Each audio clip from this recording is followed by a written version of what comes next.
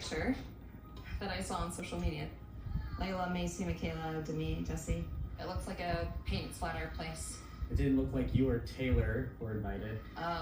No, because I wasn't invited. Oh. Why didn't she get invited? Or maybe she did and she didn't she's go. pregnant. Like maybe they were like, she's pregnant. I don't know. That's fair. But I'm not pregnant, even though I'd like to be.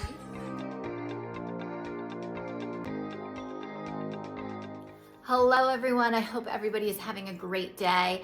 I wanted to pull this scene because I felt like it was really relevant and something that you can relate to regardless of who you are if you're on social media.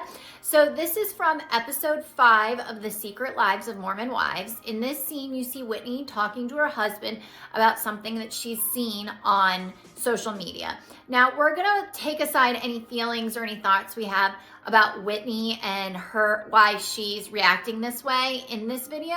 And we're strictly just gonna think about the thought process behind it and relate it to probably ourselves and most people we know. So in this scene, it starts with Whitney talking to her husband about how she feels that these people posted this picture intentionally for her to see. Well, while that may or may not be true, I think that is a thought that many of us have had where we come from this place of insecurity and jealousy and we're like, oh, I think that person is trying to do this to spite me or make me feel bad.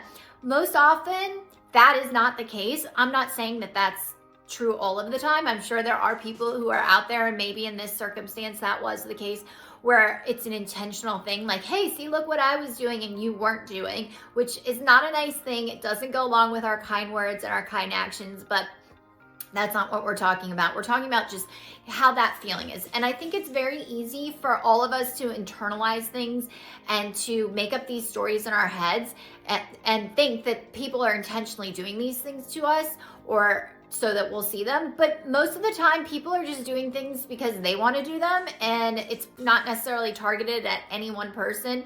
They just are showing off, or they want to share something, or they have their reasons, but most people are in their own heads, and they're not really worried about you or what you see or don't see. So that's the first part. The second part is where she talks about like this feeling of missing out. Now, I personally quit using social media when my oldest child was 2 years old for this reason. I think especially when you're in these vulnerable years of being in early parenting, it's very easy to get caught up in what you were or weren't included in, what someone else's child is doing and yours is or isn't doing, things of that nature. So it's very typical, like, you know, maybe you have a group of friends and they do a play date and for whatever reason you weren't included in that play date, and then you see the picture and you have this feeling of feeling inadequate, less than, what's wrong with me, what did I do, am I not good enough? These are all normal feelings that we all have, and social media kind of exacerbates those feelings by putting out there like only what people want you to see. This is something I've talked about a lot. So it's very interesting, and I just wanted to share this with you today because I think it's something that everyone can relate to. Obviously, when you're a young mom, especially if you're a stay-at-home mom, this can be even more triggering for you and come up more often. But across the board, if you interact with people and you're on social media for a personal standpoint, you probably have encountered this. And I personally only use social media for business stuff. For that reason, I try not to follow anyone I know. If you want me to know something, you got to tell me about it. And that's how we continue to connect on a human level. And I don't ever want to lose out on that. So I try to steer clear of social media from a personal standpoint for that reason. So that's one route you could take. Or you could use some of these other skills to help you move through these feelings and emotions. So I would say for Whitney in this circumstance, a perfect thing for her to do if she's kind of hanging on to these feelings and she's having some resentments and feelings of jealousy towards these other women, maybe try a loving kindness meditation where you send loving kindness to that person that you're having the trouble and the difficulty with.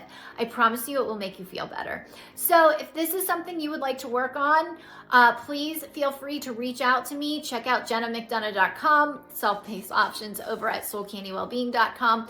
But I just thought this was really relevant and I wanted to share it with all of you. So drop me a comment or questions below, and I look forward to talking to you all soon.